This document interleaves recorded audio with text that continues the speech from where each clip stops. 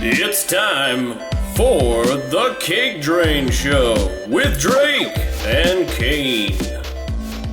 What's up, CakeDrain Nation? What's up, y'all? Welcome back to the Super CakeDrain Show. Super CakeDrain Show. So today we have a really cool discussion we're going to be doing, if you guys can tell from the title.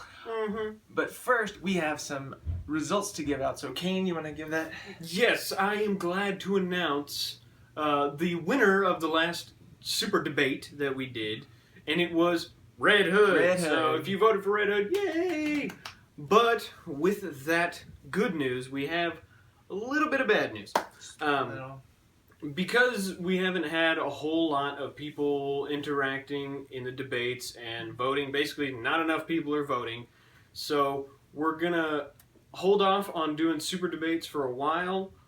If you enjoyed super debates, please be vocal about it in the comments below. Let us know. Yeah, let us know that you want that to keep happening, because as of right now, we're gonna not do them for a while. We may do things kind of like debates, minus the debate. Yeah, like bring up matchups that we would like to see or how we think that would go. But, you know, we could really love doing it. It's not that we don't like doing them. It's just we're not getting the kind of feedback we thought we would. So instead of doing a debate where we need votes, it's just kind of like we're just going to state our opinions about stuff. Right. But like we said, if you guys want it to come back, you want us to continue doing debates, post in the comments below. Load it up. But now that we're done with that, let's get on with today's back into topic. good news. So, speaking of our opinions, these are some of the things that these are comic book movies that we enjoy that most people don't. Yeah. Now, like, Against the grain today. as you've heard in a lot of our episodes, CakeDrain's Against the Grain motto. Oh, snap. Right there. Put that on a t-shirt. Put that on CakeDrain Against the Grain. Anyways, we, as you've heard in a lot of other videos, we're going to receive a lot of flag because we like this or that or whatever. We're going to kind of go into why we like these things and kind of our observations on the topic. Because there's a lot of movies that are really good and were well received, but now people seem to not like them as much. So we're kind of just want to say like why we like these movies so much and why we've kind of stuck with it. Right. So first one I want to bring up is one that is receiving a lot of flack from people. I don't know why. Is the Ben Affleck Daredevil. It came out years ago. I love this movie. And for some reason, everybody thought Ben Affleck's terrible because of this movie. But I thought it was a really good job of having the character of Matt Murdock and Daredevil portrayed in a film. I thought Ben Affleck did a really good job. I mean, the guy's like 6'4". The guy's huge. Yeah, he's tall. He's a perfect Daredevil, and the amount of training and stuff that went on. Jennifer Garner playing Elektra, she did a really good job. All the actors were perfect for their roles. It's just, it wasn't as well received. And I think it was actually, me and Cain talked about this, it's very ahead of its time because it was one of the first, quote-unquote, gritty, realistic superhero films. Yeah, it was a little bit more of like a vigilante movie. Yeah. It wasn't as lighthearted or as stylized as other movies of that time, like like the Spider-Man trilogy and the X-Men movies, early X-Men movies. It was definitely more of a grittier crime movie than, a suit costume superhero beating up other costume superheroes. Yeah. And I mean, me and my wife just recently started watching the new Daredevil show, which is awesome as well. And I think really, if anything, it kind of draws from the movie a little bit. They're very similar in tone. And I agree. I think it's a movie that was ahead of its time, and that's probably why it wasn't well received at that time. Yeah. And nowadays, everybody thinks that stuff that happened 10 years ago is super cheesy. See, for the time, it was very well done, and it was really like the effects were really well done on it. I mean, good choreography and stuff. Fight choreography was amazing. The amount of training they did for it was insane. I mean, if you own the movie still, go to the bonus features. They do hours of training, months of it, and also they had a blind consultant for Ben Affleck. Like they had a guy who showed him how to portray that properly, so he knew the backwards and forwards, ins and outs of being blind. Right, and even the story of the movie, even the plot was very true to the comics. Very true. If you look back at the origin of Daredevil and the way him and Elektra interacted, the way with how her death happened. That's how it was in the comics. Mm-hmm. The one big flack people gave about it at the time, or questionable, was Michael Clark Duncan being the Kingpin, which we heard kind of the opposite whenever Ryan Reynolds was going to be the Green Lantern. But I think he was the perfect embodiment of the character. He had the body type, he had the voice, he had that intimidating factor, which the Kingpin has, and the guy looked good in a suit. Oh yeah, there you go. I mean, hey, he was a big bald dude, he fit the role well, perfectly. So, what's another movie that you would like to bring up? Well, there's a lot of movies. There's a lot. It seems to be a trend. CakeDrain against the grain. There's a lot of movies that we enjoyed. I mean, even no movie's perfect, right? Even recently, a lot of critics have been hating on Batman vs Superman, but thankfully, we're not the only people. Most of the fans enjoy the movie. It's more of like fans versus critics. Yeah. But another two movies really is the Fantastic Four movies. Oh yeah. The first two. Those were really well done. Yeah, they're kind of opposite end of the spectrum of Daredevil, where they're much more lighthearted, family-friendly, but they were still well made. They were very well done. I mean, like I said before, they're very true to one of the story arcs. The Fantastic Four story that I knew growing up is kind of how they kind of came about for the movie. Going up into space, getting the radiation, and getting those powers. Yep. But I also love that it showed how their personalities reflected the powers that they got. Like, Johnny was like a red hot dude, like a hothead. There we go. He was just like, he was hot as well. I mean. We're literally, and we're gonna get weird comments.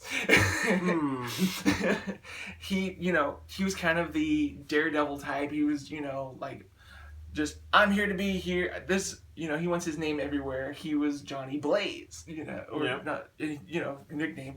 So he was, that kind of character, and that came out in his power. Reed, they kind of had a like nudge at his power earlier on. They said Reed always reaching for the stars, always stretching for the stars, and he ends up being super elastic and stretchy. And then Sue, who was kind of shy, who was never really noticed, became the Invisible Woman. Yep. And Ben Grimm, who was the rock hard, bodyguard, became the Thing, who was pure rock. So that all kind of came together with their character traits as well as their powers, and all the actors were really, they had good chemistry. Really good. They were great as not only the characters but as a team. They like, you could tell these were friends. Like they all really they got along really well off camera as well as on camera. You could see the chemistry between them. They took the time to actually have those friendships. Right. And I think something that's funny to me looking back is one of the big criticisms of the Fantastic Four movies whenever they came out was on the science of the movie. And that always cracked me up because I'm like, this is a superhero movie. This is based on a comic book, okay? It's about the spectacle and the fun of seeing these larger-than-life characters run around doing super fantastical things, okay? The point of it is not to be scientifically plausible. No. Those are kind of, and this is my own thing. I think Kane will agree. But nobody questioned the science of Daredevil. Nobody questions Daredevil. Nobody questions Star Wars. The science of that, Well, some of them do, but it's usually the things that are like, that's what you point out. Like the big explosions in space are the one thing they point out. Yeah. But I thought it was a silly criticism. Yeah, like whenever people say like, oh, that's not scientifically accurate, they wouldn't do it that way. Like, well, really? Because I've seen everybody else flying around in a spaceship there, bro. Yeah.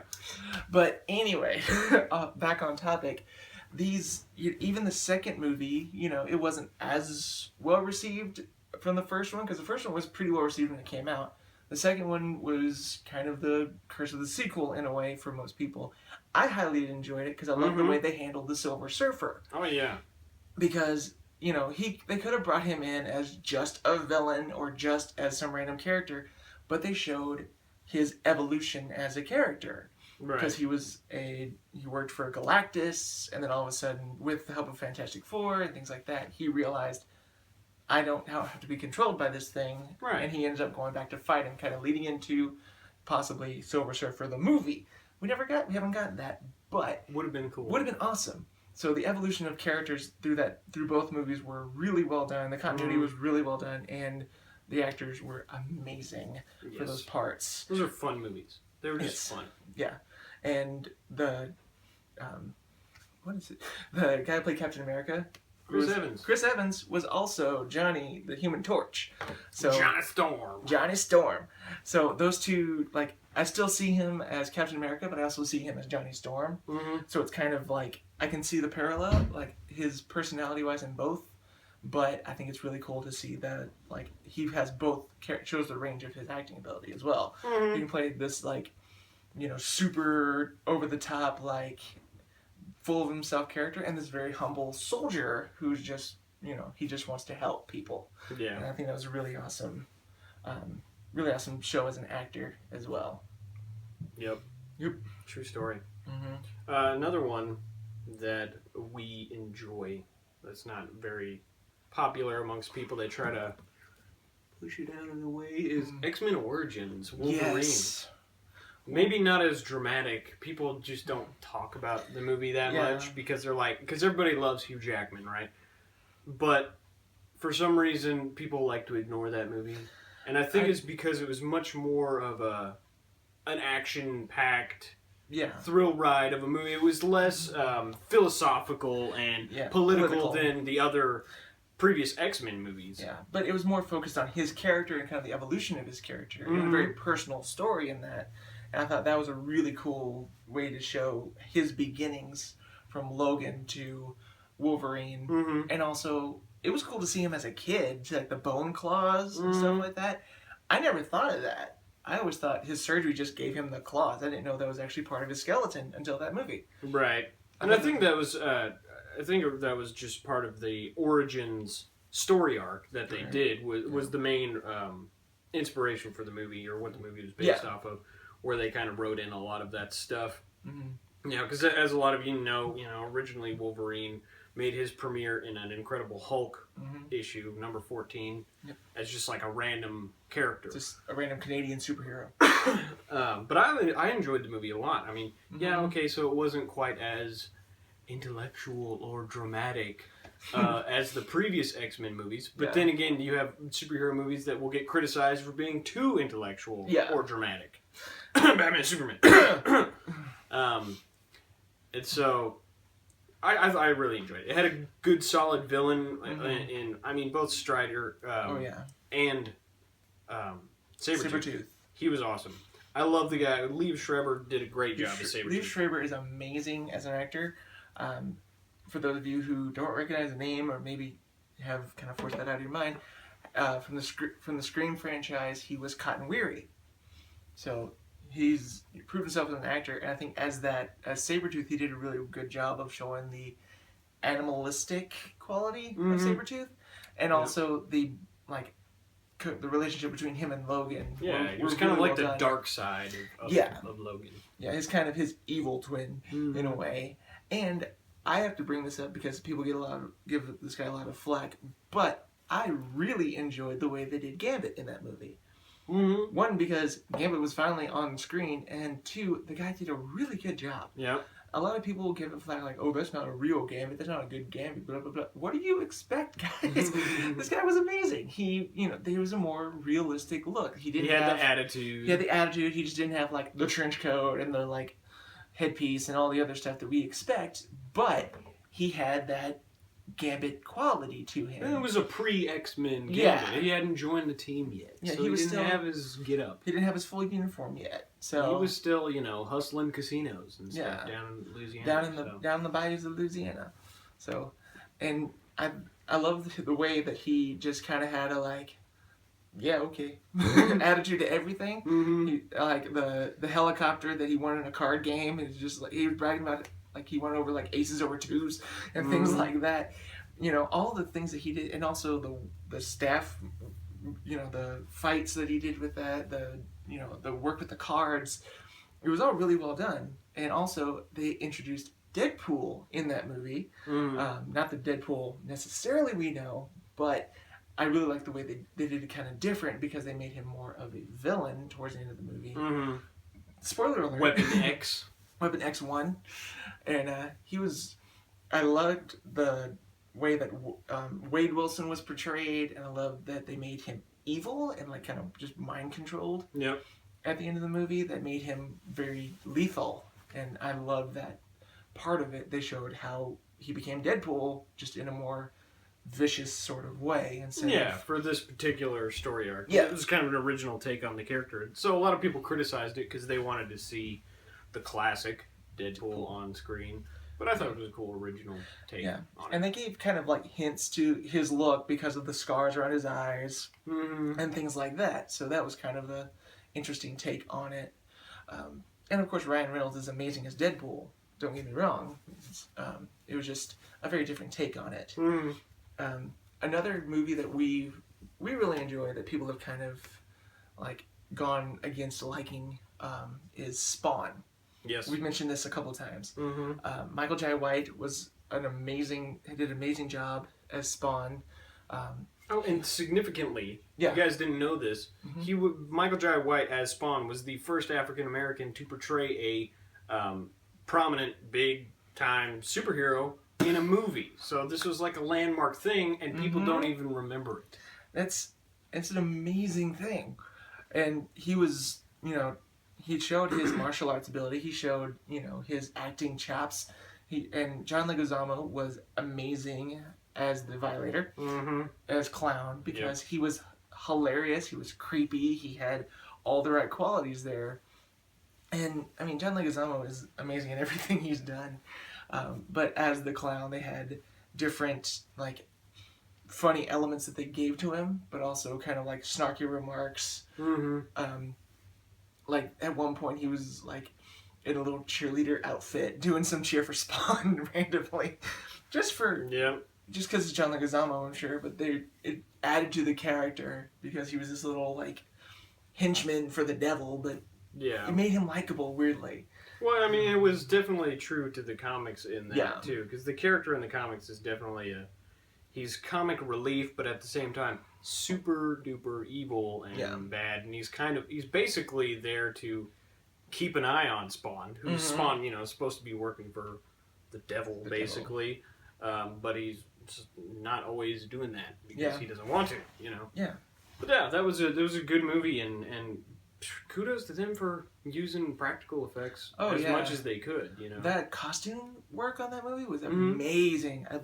I wish I could find a regular version of the Spawn, like, costume armor, because that was intense looking. It was awesome, and that was full, like, a full suit. That wasn't just a CG suit. It was, a full-on prosthetic suit. And also, John Leguizamo, he had to work, props to him, because he had to work in a squatting position the entire movie. That wasn't just like, they shrunk him down via whatever. No, he was in a squatting position with his belly on and had to move around for hours at a time. So that's another intense part of this movie. Intense thigh workout there. Yep. But there are a lot of movies out there that that we like and that have gotten flack. I mean, you could list them off: Spider-Man 3, The League of Extraordinary Gentlemen, Blade Trinity, a little bit. I mean, it was good. It was really funny. Yep. It may not have been as serious as the other one, but there's tons. So we know you probably have some guilty pleasure comic book movies, so don't be embarrassed because we don't judge here at CakeDrain. And if you're willing to put them out there, post in the comments, let us know. We would love to hear what movies you guys like that maybe most people don't, but you're willing to stand up and say, I like these movies. I don't care who doesn't. Exactly. Be proud of the movies you enjoy. So hope you guys enjoyed our little discussion here, and maybe you guys share our opinion, maybe you disagree. That's cool. Let us know. Also, make sure if you guys want more debates, post in the comments as well. Yes. Because we love doing them. We love to do more. Or if there's, random matchups that you would like us to talk about, let us know. Yeah. Because we have awesome ideas. Maybe you guys have good ones too. And always remember, make sure you we want to give a shout out to our buddy D-Rock, who is doing amazing stuff on his channels, Wrestling Talk 1, where he talked about all things pro wrestling, and he just talked about his debut as a wrestling referee, so go check that out on his channel. I watched that earlier. It is amazing. It's a really inspiring story. Yep. And also his channel, The Real D-Rock 1, where he kind of vlogs and stuff like that. And he's also kind of talked about his wrestling training on that as well. Mm-hmm. So make sure you give him some CakeDrain Nation love. He's representing as best he can. And we love to give that guy shout-outs anytime we can. Yeah. And if you have time, go check out my channel, Drake the True Snake. Do it. It's where you can find some behind-the-scenes goodies and things like that. And also my day-to-day randomness. So... And also, check out the other episodes that are coming up. We've got a lot of stuff coming your way. A lot of interesting topics to talk about. Mm-hmm. So we will see you guys next time. Peace out. And remember... Peace!